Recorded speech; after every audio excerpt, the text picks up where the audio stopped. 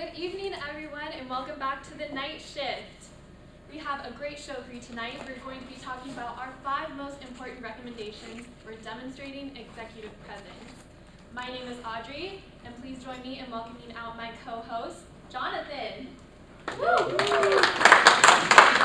Charles. Bradley.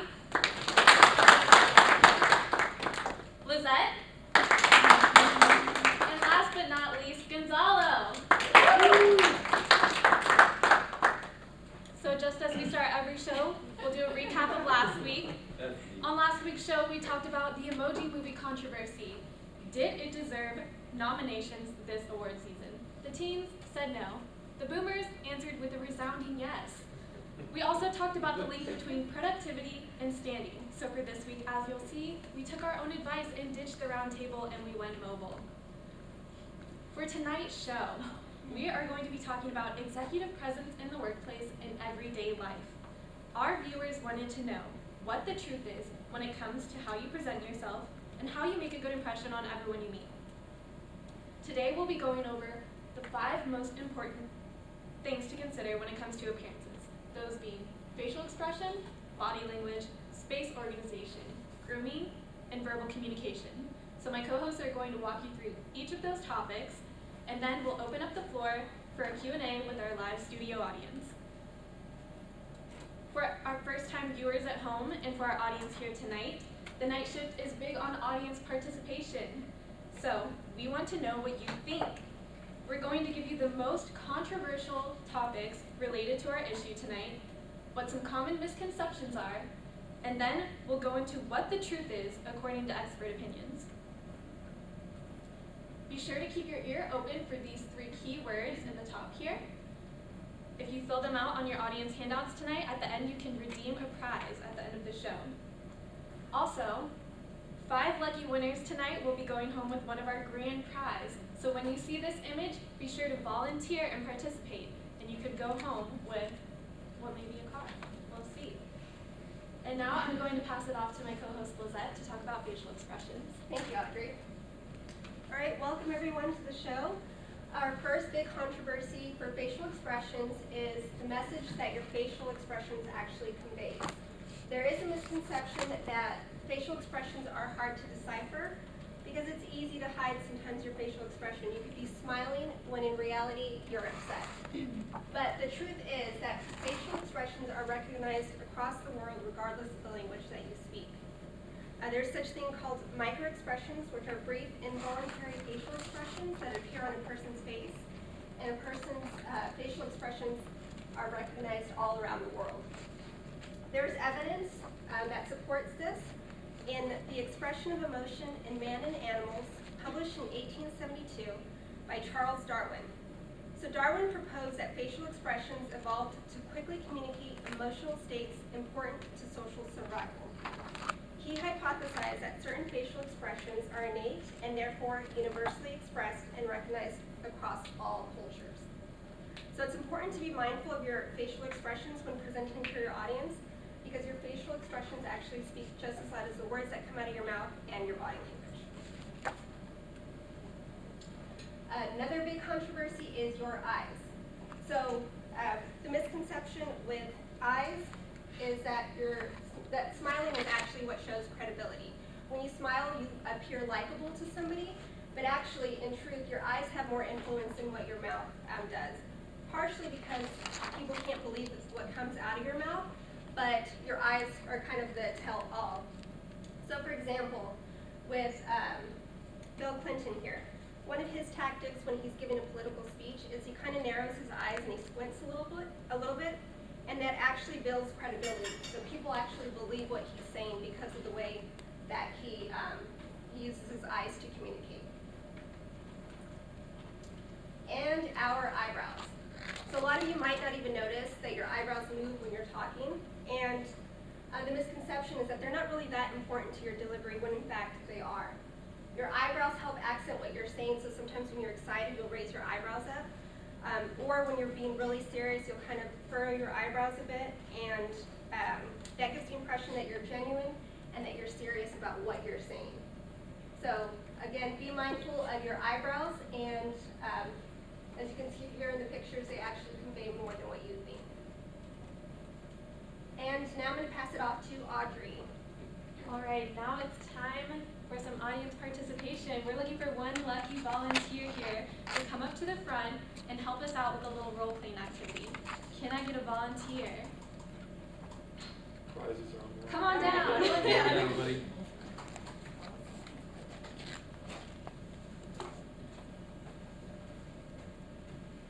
Let's give him a hand, everyone.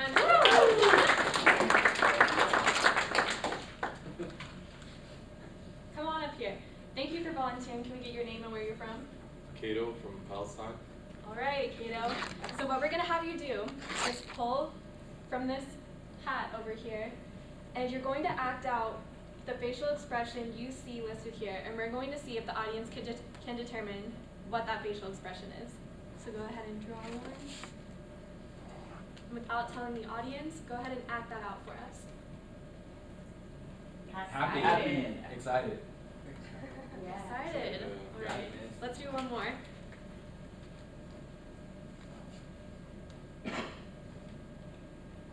Mad. Bitter. Angry. Angry. Blood. Upset. Angry. Angry. Yeah. You can go back and have a seat. So Lizette, what did we learn from this activity? All right, so we learned that just with facial expressions, you can see his facial expressions actually said a lot more. He didn't say anything, but by looking at his face and the expression, he kind of gave you guys a hint of what he was feeling. So it's important when you're presenting for your presentations that you're aware of your facial expressions and that you're not scowling and that you're not, you don't appear angry, but you appear happy and excited to be there. All right, thank you so much for doing such a good job. You've just won yourself a brand new car. And now I'm going to pass it off to Charles, who's going to talk to us about body language. Thank you, Audrey. So the first controversy we have about body language is talking with hands. And at first, it may seem like it doesn't have much meaning to it, but really it's to help the speaker emphasize their words and show some welcomingness from the speaker to the audience. According to clinical psychologist Dr. Susan Weinsteck, hand gestures are a form of unconscious communication. And Donald Trump here, you can see that he has his hands out like this. Dr. Weinsteck would say, in this instance, that he's trying to mitigate any kind of damage and try to be as harmless as possible.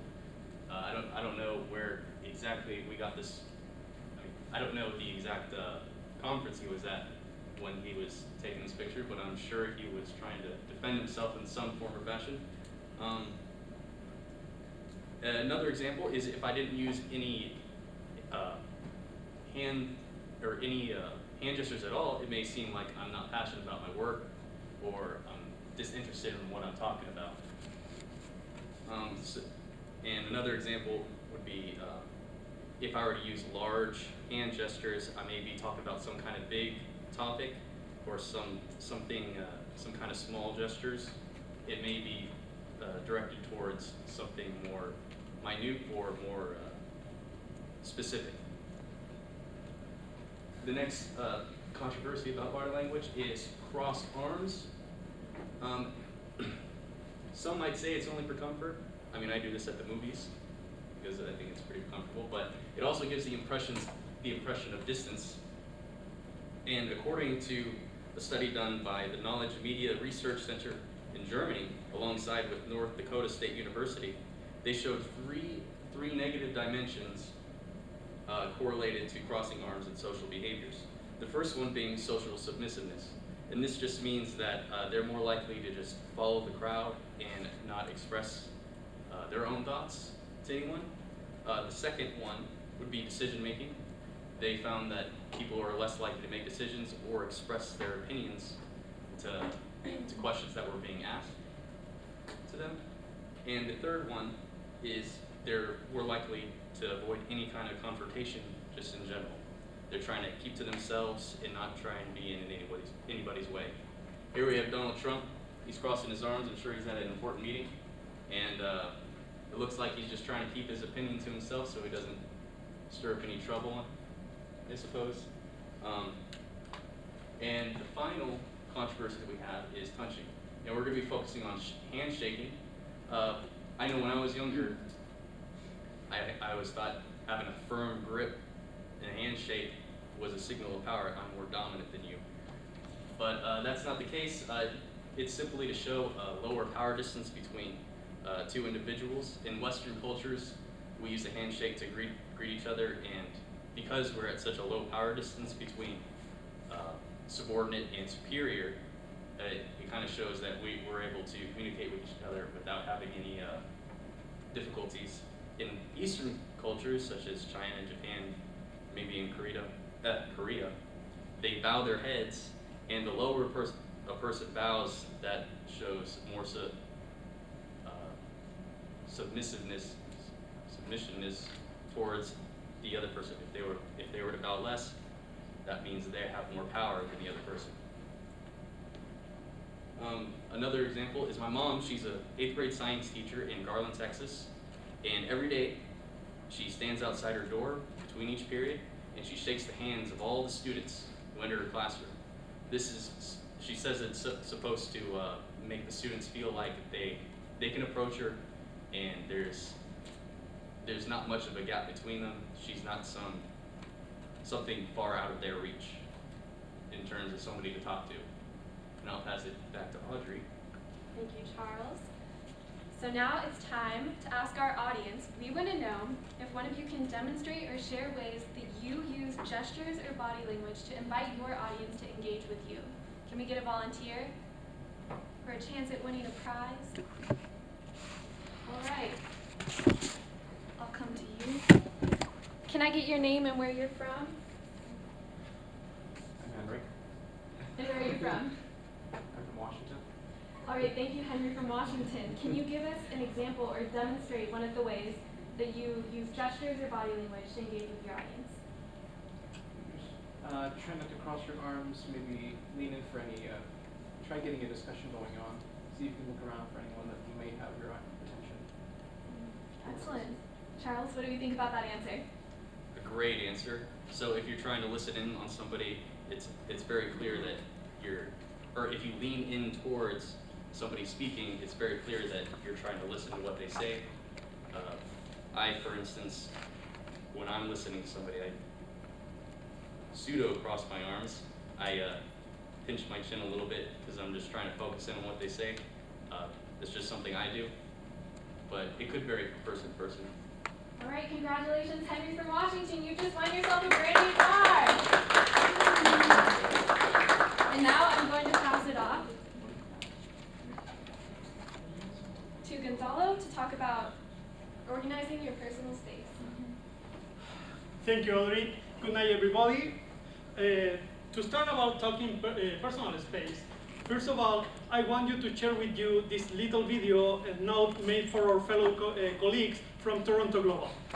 Can we play it, please?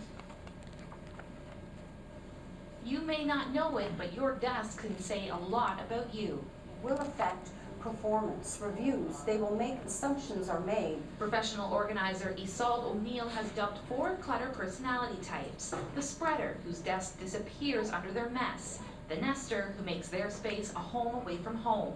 The piler, who has stacks and more stacks just about everywhere. And the filer. I developed those types in making people realize where their Achilles heel was, so to speak, so that they can not just look more professional, but be more efficient. O'Neill says the 4 types can be found in just about every office, and we didn't have to go far to see that she was right. They even have the requisite special lighting for atmosphere.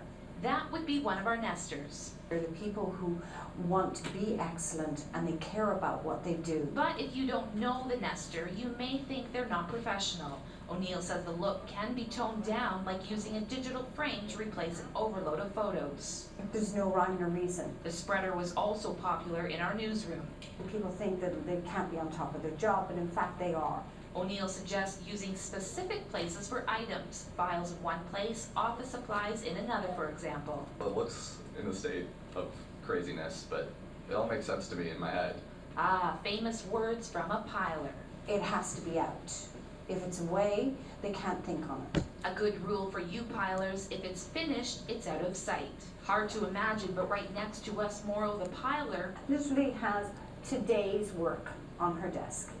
giving Cynthia Waite a stress-free environment. For me, it's just easier to have a clean space so that I can address the work as it comes. Okay, so we all can't be like this, but O'Neill says it is all about first impressions. And your job can become much more enjoyable if you take all the stress of the paperwork of it out of the equation. Carrie Marsden, Global News. So, one key thing I want you to remember tonight is this concept. Environmental psychology is the field of study that tells us and study us about how we relate to our surroundings. In 1983, in the Journal of Environmental Psychology, Professor Proshansky and others affirmed that a place contains components that satisfies a person, therefore creating an environmental past. So here we are going to jump to the recommendations so you can provide the good image you want to create and not not be misjudged by other people. The first of all, the cluttered space. Honestly, please raise your hand in the audience how many of you have this type of desk at home or in your office. Okay, how many of you call it an organized chaos? Are you sure you can find anything you need at the moment because you know exactly where everything it is? Sadly, it's not the case for the reader's perspective. People who work with you will tend to think that you have lost control of your assignment, that you are having difficulty tracking and prioritizing your task. And instead of thinking that you have everything managed in your knowledge and in your known chaos, actually, you're asking for help. So be mindful to try to keep your desk a little more organized so you don't need to create this restless clutter every time you may have to look for something new in your office space, okay? So let's go to the opposite side. How many of you thought when I did the question before, that's not me, my desk is perfectly clean? Please raise your hand, right? We take pride of being clean, professional, not having any dark spot in our desk, but what we're telling our colleagues with that is that we don't belong there, that we're just working for that day. It shows low commitment. That's how the others will react. Why? Because people need to break the routine and feel comfortable nesting at the end. Everybody will personalize. You don't decorate your houses like an hotel room, right? So it's the same for your office space. So make sure do not fall between any of the extremes. Don't put too much, but make sure that that office space is yours and shows the information you want to share with your colleagues. About reaching out beyond quantity, we have also quality of information. It's not that the amount of items we put to the correct of the space is what we are saying with it. It also matters. If you see on the right side, maybe it can say that that person doesn't want to share his personal life with us because he's not posting anything that is not related to the work. But that also at the same time, it tells us about somebody that is highly focused on achieving his job and doing his tasks and being efficient. Now we jump to the left side. What does it tell us? What type of company do you think this person works after seeing this type of desk? If we put too many of our hobbies, if we decorate in a non-professional way, we actually are saying that we want to be somewhere else, that we don't like our job. That's why we need a escape rule that reminds us why we are there in the first place. If you want to get promoted, if you want to achieve another project and make a career on that company, this is the wrong side to show. Because it will tell the rest of your colleagues and your boss that you're not really interested in the project, that for you it's another job and you want to get out of there as soon as you can. So please be mindful about this recommendation and these misconceptions we encounter every day in our workspaces. And with that, I want to go back to Audrey. All right, so now we want to hear from you all. Is there anybody here in the audience tonight who's had a coworker whose office space just gave off a bad impression of them? And what were some red flags you saw? Can I get a volunteer from the audience? Thank you. All right. Can I get your name and where you're from? My name is Hawa and I'm from Ghana. So, like, mine is not like a coworker, but it's my brother because I live with my little brother. He's very basic. Like, if he eats, like, it's really hard for him to take the plate to the dishwasher or something. Like, his room is like very messy, which I hate. So, that's that first thing. Thank you so much for sharing. Gonzalo, any comments on that? Sure. It's a common thing known in the field of environmental psychology that we relate to our space because two reasons only. Because we need it or because we like it. So, if your brother, in this case, doesn't want to live in the family and he thinks he's grown enough and rich for his own place, of course he will start to taking less care of his surroundings in the house. It's an unconscious way to show that you're disconnected with the family home. And it will happen in the workplace, and it will happen in every place that you may have, or may be, sorry. So, yeah, that's a great example. Thank you. All right, thank you so much for participating. How you've just won yourself a brand new car. And now Bradley is going to walk us through grooming. Thanks, Audrey.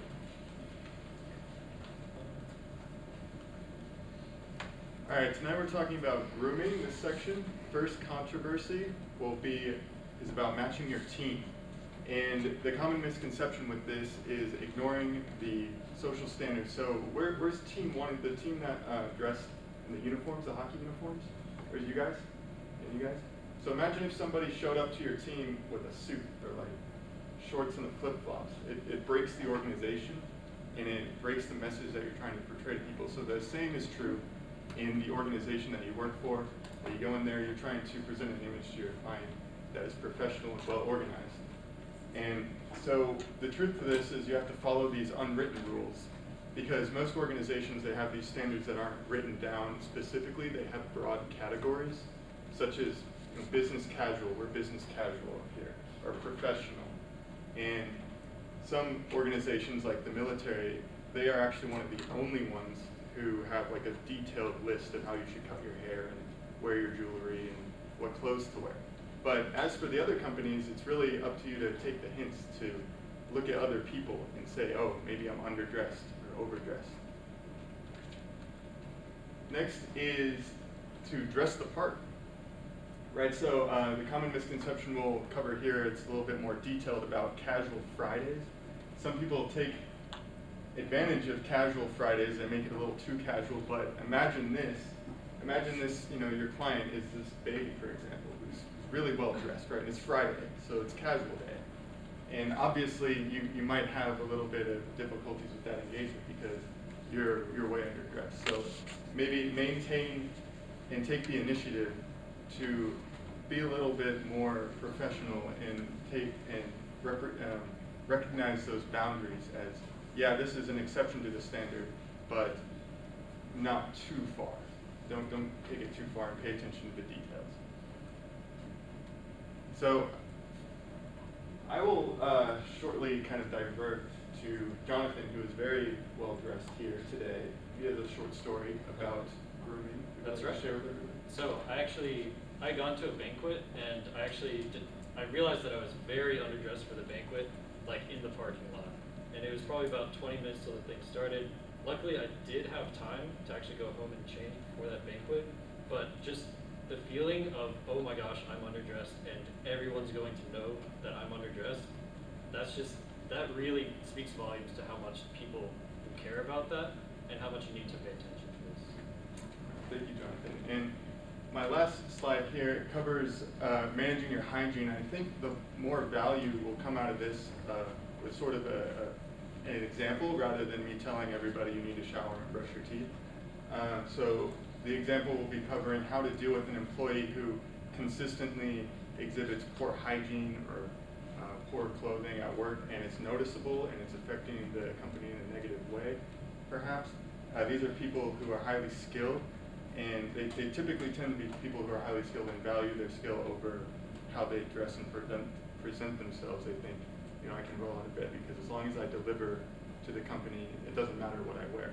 And this can be true to some companies. You really have to do some weighing in. Like, I know software and tech companies, they have a very loose dress code, But if you're working in, let's say, sales, financial services, you're going to want to up your dress a little bit. And if you are that person who notices somebody who has poor hygiene, you want to be very polite about it, and you want to deploy some courage to them and bring it up, because everybody else will be talking about them likely. Somebody might even be a client. And you want to, if you are that person who has a poor hygiene and somebody does approach you, then you want to accept their feedback not as something that's attacking, but something that will benefit both yourself and the company as a whole. So I'll pass it on to Aubrey. Thank you, Bradley. So that certainly can be a very sensitive topic. So we want to hear from you. Does anybody have a story about a time where they had to address a coworker or a peer or a friend's personal hygiene or grooming habits? And how did you break it to them gently? Or how did the news not go over so well? Can I get a volunteer from the audience? Anybody have a good story? I'll share mine after you present. I can, it's not necessarily telling someone that they had bad hygiene, but someone approached me and was like, we're good friends, they're like, hey, what do you think about so-and-so? They smell every time I come by. And I'm like, honestly, I've never experienced this, but maybe because she has thinner hair, it just looks greasy and smelly or something, but it's not. And so just trying to take the spotlight off what she thinks it is, and it's like, well, maybe it's just, something she can't control, like, greasy hair, because if the thinner it is, and just really try to take off the attention of, like, maybe you're being, like, a little too harsh, but being honest and not trying to feed into that type of gossip. Excellent. Thank you so much for sharing. Can I get your name and where you're from? Jennifer, San Jose, California. Jennifer from San Jose, California. You've just won yourself a brand new car.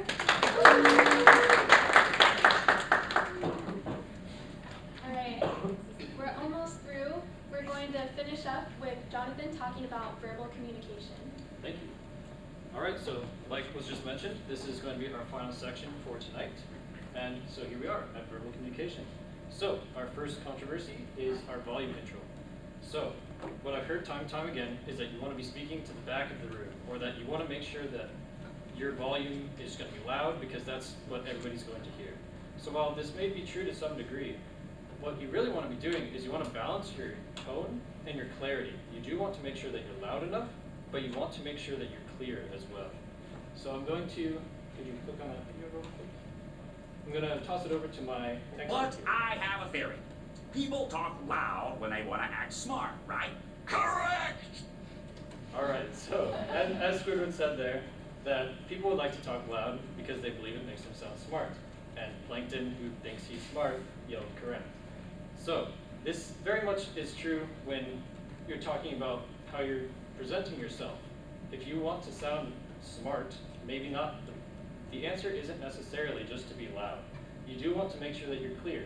If Squidward there was yelling, maybe it would have been unclear, and then Plankton could not have even given an answer.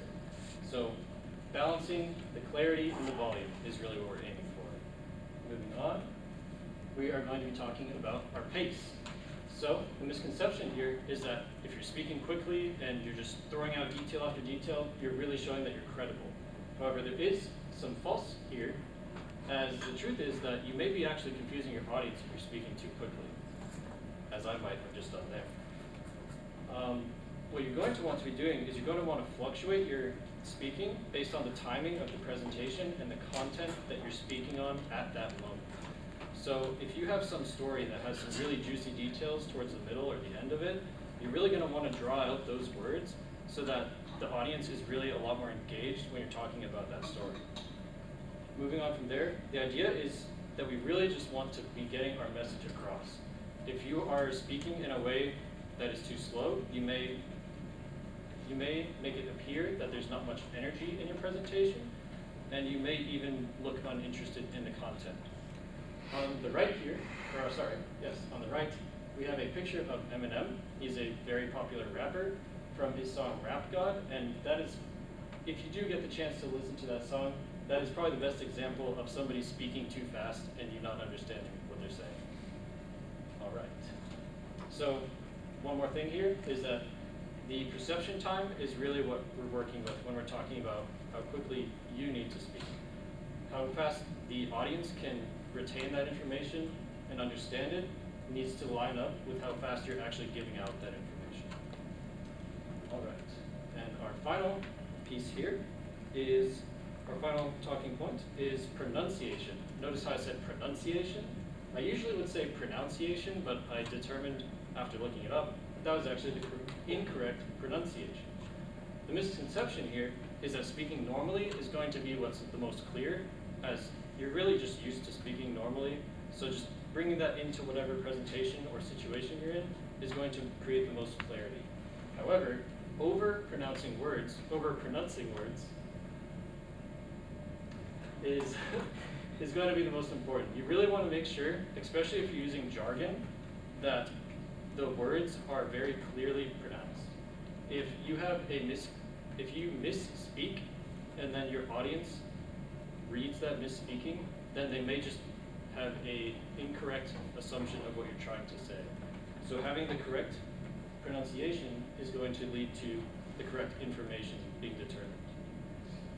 So when I do talk about pronunciation here, this is the stressing, the rhythm, and the intonation of your words. Speaking rhythmically to where you're just keeping a steady pace, intonating to where the end of sentences rise, leads to even more interest from the audience. All right, and now I'll pass it back to Audrey with our next question. Thank you, Jonathan. So Jonathan had a lot of good tips on how to be careful of your volume, your pace, and your pronunciation when you're giving a presentation. So, to my understanding, a lot of our audience members here tonight are part of a team that they've presented with before. So we want to hear from one volunteer here what you and your team have done using one of these methods to improve on your presentations. Using either pace, volume, pronunciation. What are some tips that you can share with the rest of us? Can I get one volunteer? For a chance to win a brand new car. It looks like we have Howard going home with 2 cars tonight. Thank you for participating. Can I get your take? Yeah, I actually have a problem with the word pronunciation because in French we say pronunciation, in English is pronunciation. I don't know how to say it, but I have hard time saying that word, so I have to keep saying over and over. So when I'm presenting, I'm saying pronunciation. Thank you so much for participating. You are going home with 2 brand new cars tonight. Thank you so much. All right.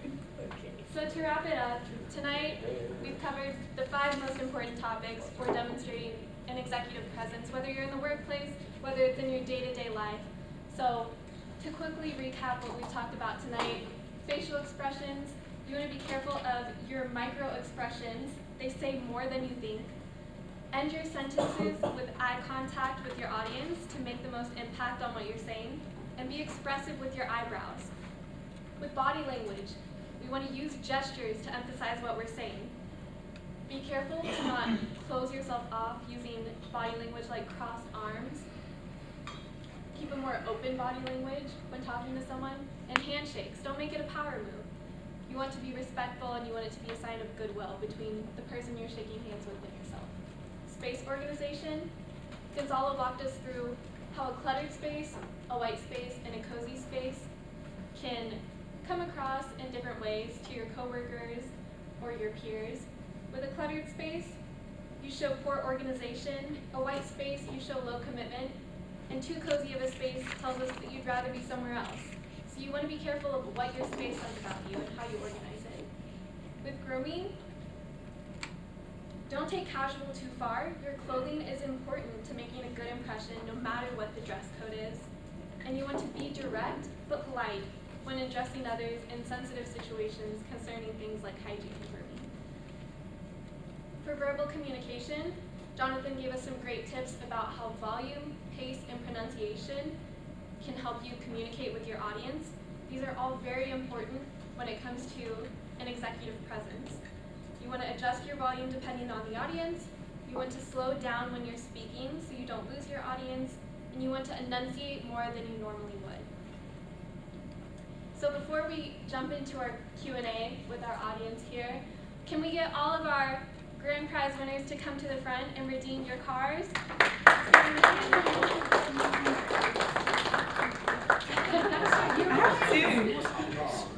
I will bring you my 0 miles. 0 miles. 0 miles on this baby. Thank you guys so much for participating tonight and sharing with us your stories and opinions. Are there any We'll let you pick out your brand new cars up here. Oh, they only get one. I think they got a $4. No. How I can donate one to me?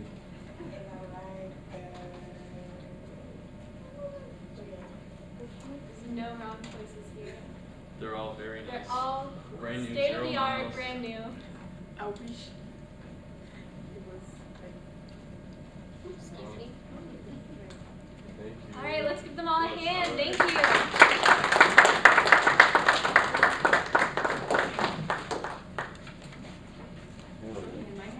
So now we're going to open up the floor for an audience Q&A. Do we have any questions about the topic we discussed tonight from our audience? What was your name? Gonzalo? Gonzalo.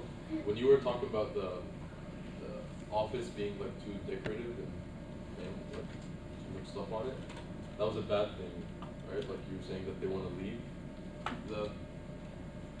What we're trying to point out is we want to show a message that is clear to our colleagues about who we are, right? That's we decorate our space. Some people put their favorite pastimes, some people put their families. You never not communicate, that's the principle, right? But the point is, if you put too much of one topic that it's not related to your job, you're showing that you don't want to be there, and that's the bad thing. Because of course, everybody's looking at you on an ongoing basis. Your boss, especially when you're not at your desk, people will not ask you after you come back. They just will have a first impression, and they will make an idea about who you are, why you are there, and what are your soft skills. So if you see trainings, and there are plenty of articles on the internet if you want to review a little further, about what type of personality you want to showcase and what type of object you should use to decorate your office to give that impression to your colleagues. For instance, if you want to showcase that you're a team player, put some group sports on it. Play your favorite football team logo on your desk, or basketball if it goes for you. If you want to show that you're very good at getting your task and being very individualistic and very self-committed, put some running pictures of you. Show through your acts those attributes and those skills you have, and that will help to your career. So that's why, for instance, a lot of people in sales tend to have past hobbies and pastimes about running, skiing, cross-country, biking. It's a lot about personal effort, especially run the marathon, do some jogging, things that you can do by yourself. Show commitment to your own decisions, show also that you can keep going on, that you have a great stamina, and when you set a goal, you achieve it. It shows that you're an achiever.